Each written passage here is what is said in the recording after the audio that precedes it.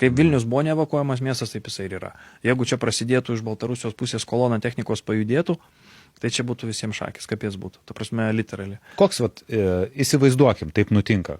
Koks scenarius pirmas 24 valandas? Kaip tai galėtų atrodyti? Bučio scenarius, atvažiuoja Baltarusų kolona ir čia pradeda visus prievartauti. Vazelino nusipirkti reikia. Nu, bet tai 600-700 tūkstančių žmonių, gal ne taip paprasta. Nu, tai ne per vieną dieną. Yra dėliojami planai maždaug, kaip būtų užpultas Vilnius ir jisai, pavyzdžiui, atskirtas nuo Lietuvos, kaip viskas vyktų. Ar etapais kažkokiais rajonais, nežinau ten, iš kurios čia pusės, nuo Naujamiesčio, palauk, iš kur čia, iš Minsko pusės, ne, tai būtų pirma Kalnėnai, tada Liepkalnis, Naujininkai. Žinok, aš tau pasakysiu paprastai, Kijevo kaip puolė, iš Kijevo bėgo žmonės ir Kijevas turi tikrai normalius atsitraukimo kelius. Ta prasme yra plačios autostrados išvažiuoti. Iš Kijevo evakuacija truko 3 dienas. Man pasako žmogus, kuris bandė išvažinėti iš Kijevo, 3 paras negalėjo išvažiuoti iš miesto. Tai, aišku, Kijeve 4 milijonai žmonių.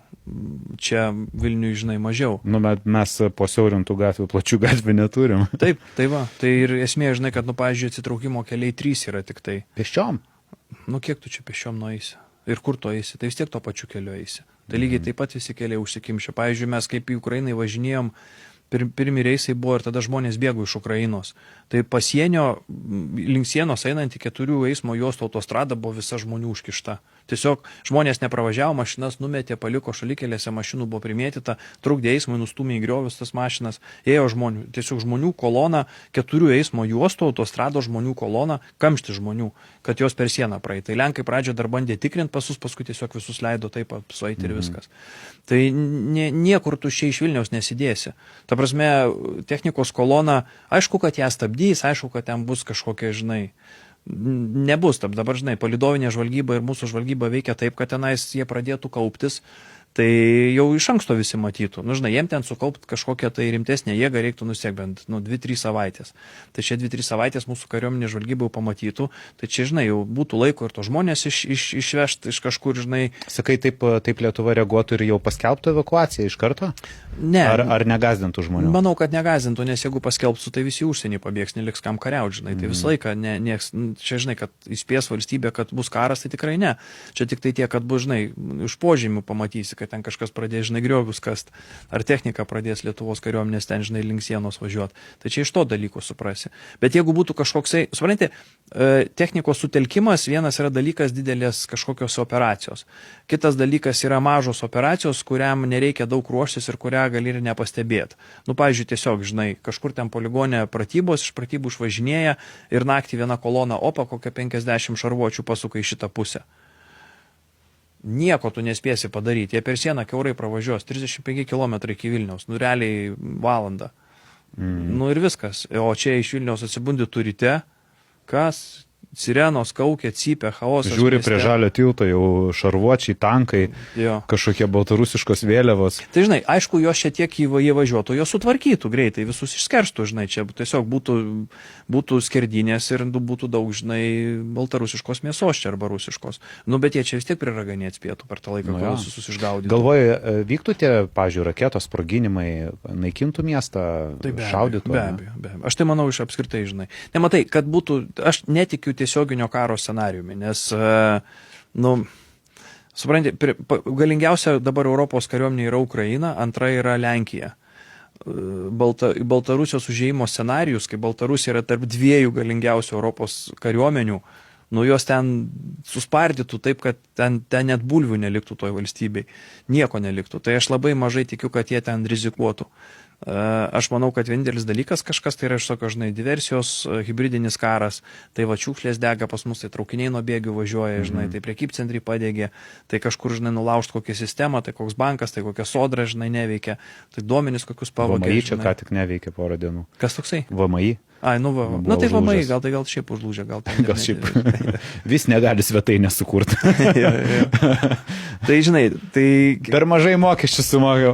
Tai va, tai aš galvoju, žinai, gal tavo tokia civilinė gynyba, ta saugai, jai ir nėra skiriama daug dėmesio, niekas nevertina realiai tokio scenarijaus. Jeigu, žinai, valstybė galvotų, kad iš tikrųjų toks scenarijus gali būti, gal ir pasidarytų.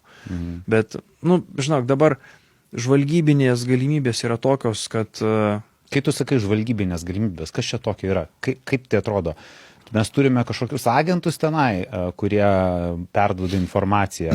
Ar tiesiog mes hipotetinės situacijas braižome iš to, kaip tenai iš palydovo matome viską? Žiūrėk, yra daug labai žvalgybos rūšių. Pirma, turbūt pagrindinė tai yra palydovinė žvalgyba ir mes disponuojam NATO žvalgybos palydovų duomenimis. Didžiosios Britanijos, Jungtinės karalystės palydovai yra, nu, ta prasme, dabar va ukrainiečiai pradėjo nesenai gauti duomenis, palydovų radio žvalgybos palydovai, kur palydovas duoda duomenis, kur yra radarai aktyvus, kur yra slopinimo sistemos stovi, kur yra radio stotelės, kur yra mobilių telefonų sutelktimo vietos, kur stovi Starlinkai, kur stovi Wi-Fi. Ta prasme, žemėlapis, vat kodėl dabar ukrainiečiai taip labai gerai jiems sekasi skristais dronais per Uskyną, nes jie žino, kur su radarai stovi, nes gauna palydovų duomenys. Toliau yra paprasti palydovų duomenys su termovizoriais, palydovai skrenda temperatūrą matuoja, visur irgi sandėliai, tušti, technikos, nu, tu vieną krūvą suvaryk 50 mašinų, ar ten bent 20, nu, jo šviečia, palydovas, jeigu skrenda, jos mato, kad ten, žinai, nuolat skrenda palydovai, nuolat fotografuoja, filmuoja, lygina nuotraukas, dirbtinis intelektas daro nuotraukų palyginimą. Palydovas nufotkina, siunčia nuotrauką į žemę. Kas pasikeitė? Visą laiką visi pasikeitimai. Takelis išmintas, neišmintas, atsirado naujas praėjimas per mišką, nėra kelias, kažkas tiesia. Dabar važiuoja Baltarusai, ten kažkokius kelius tiesia, artilerijos pozicijas, planuoja įrengti artilerijos pozicijas prie Ukrainos sienų. Ukrainai, jie dar tik tai pradėjo kelius tiesto, ukrainiečiai sako, žiūrėkit, jūs čia galvojate artilerijos pozicijos, tai nedarykit, nes jums čia bus blogai. Nu, viską žino. Tai kitas dalykas yra radio žvalgyba. Radio pokalbius perima, ta prasme, Lietuvos radio žvalgyba perima radio pokalbius esančius Ukrainoje, kur gali pasiklausyti, ką apie racijas kalbasi. Yra sistemos tokios. Čia, kad pas mus prie sienos kas pradėtų per racijas kažką kalbėti, atsirastų tik tai čia judesys, mūsų kariuomenė tikrai žinotų apie tai. Plus, vėlgi, tie patys radio žvalgyba tokie, kur skanuoja čia nuo žemės. Ten kažkur, kodėl vienoje vietoje dabar staiga pasidarė 50 mobilių telefonų, kur anksčiau buvo vienas arba du. Nu, tada pasižiūrim iš palydovo, kas tenais atsitiko, žinai. Interneto perėjimas, plus yra... Bet aš žiūriu viskas technologiniai, kol kas žmogaus nematau. Nėra. Atvirų šaltinių žvalgyba. Pavyzdžiui, irgi kažkokio yra miesto kameros, kur daro tiesioginę transliaciją. Ten miesto centras. Nu ir ten prasidėtų kažkoks judesys. Visi viską mato. Ai, tiksliai, galima pasijungti kameras. Jo. Gali kameras pasijungti. Paskui yra žmonės, kur kelia telefonuose selfius, nuotraukas. O, žiūrėk, kariuomenė važiuoja, selfiuką kali. Aha, tu pasižiūri. Ten susitikimai, kas su kuo susitikinėja. Kodėl staiga pradėjo tenai... Visi patys žmonės viską išduoda, klausyti. Jo, nu, žinai, labai daug yra atvirų šaltinių žvalgyba, jinai labai daug duoda ir gali ją bet kas vykdyti. Tiesiog reikalinga, žinai, specialistų. Aš saugiau pasijaučiau. Tai va, tai... Rimtai, žinok, taip iš karto atrodo, kad 3 dienas į priekį jau žinom, kas bus. Žino, kas bus, realiai kariuomenė žino, kas bus maždaug pusę metų į priekį. Oho. Pagal šalutinius poveikius žvalgybos duomenų gali pasakyti, kas bus. Nu, pavyzdžiui, atsirado skelbimas, ten kažkas siūlo darbą kažkokį. Tu pasižiūri tą skelbimą valstybiniai tarnybai, koks yra darbas. Aha, ieško tokių specialistų, reiškia pas juos ten didins gamybą. Ta prasme, yra specializuoti žvalgybos padaliniai, kurie atsakingai seka tas. Ta prasme, iš darbo skelbimo kažkur, laikraštyje ar internete, ar ten kokiam skelbimų portale, tu gali pasakyti, kokia gamykla planuoja kokios pajėgumus didinti. Logiška. Ką jie gamins? Aha, jeigu jie ten renka tokius inžinierius, reiškia, jie tenais kažką ruošiasi gaminti. Jeigu ten jie ieško tokio, reiškia to. Kažkas ten kažkur selfie įsidėjo, kažkur Telegramo kanale koks nors pranešimas išėjo. Tai realiai, nu, nelabai tiksliai prognozuoti galima metus į priekį. Kuo mažesnis tarpas, to gali tiksliau prognozuoti, kas bus. O kai tu sakei, kad metai laiko ir baigsis visas šitas košmaras, kaip tu galvoji, čia Putinas ir sustos? Ar kažkas tai šaus jam į galvą toliau? nei Ukraina? Matai, čia truputėlį yra kitas užėjimas. Putinui, Rusija jau yra pralaimėjusi ir Putinui jau yra šakės. Čia dabar tik tai klausimas, kiek Putinas dar ištems savo agoniją, kiek laiko. Ir kuo ilgiau temps, tuo jam galas bus skaudesnis. Tiesiog jį pakars Raudonojo aikštė ir viskas. Todėl, kad Ukraina dabar perėmė karo iniciatyvą. Kas buvo? Ukraina pradėjo gauti žvalgybos duomenis apie visus radio signalus. 2 mėnesius Ukraina, bet man atrodo, kad NATO čia nesenai pasikėlė naujus palydovus, nes Maskas čia prieš pusmetį per mėnesį 2 raketas paleido. Tipo kėlė tos savo starlinkiukus, bet man atrodo, kad ten ne tik starlinkiukus kėlė.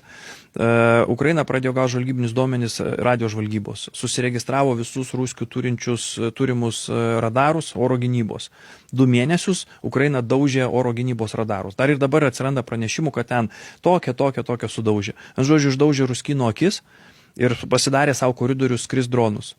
Metus laiko, pas juos jau daugiau kaip metai laiko dronų gamybos programa labai intensyviai, gavo labai daug pinigų ir dabar yra daug gamintojų, kurie tos Deep Strike dronus darosi. Dabar sezonas prasidėjo. Kiekvieną dieną Ukraina po 300-500 dronų paleidžia į Ruskiną. Aš ten girdžiu pastoviai. Tai kaip tu galvoji, kiek dar toj rusam baigsis naftos, visas gamyklas sudaužys, dujų sistemą sudaužys, benzino sistemą sudaužys, siurblinės dujų naftos sudaužys.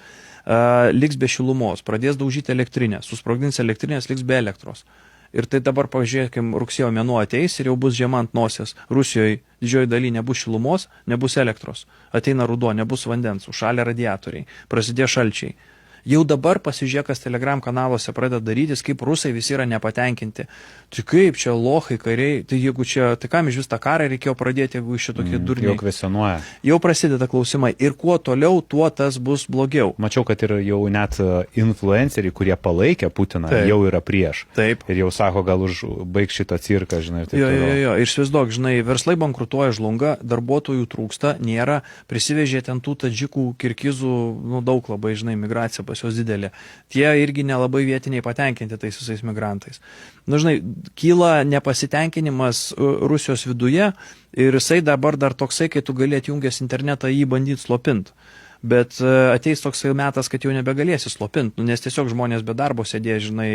Jau turbūt turėtų vietos gyventojams kilti įtarimas, ką čia reiškia, jog man atjungia internetą ir atjungia nuo pasaulio.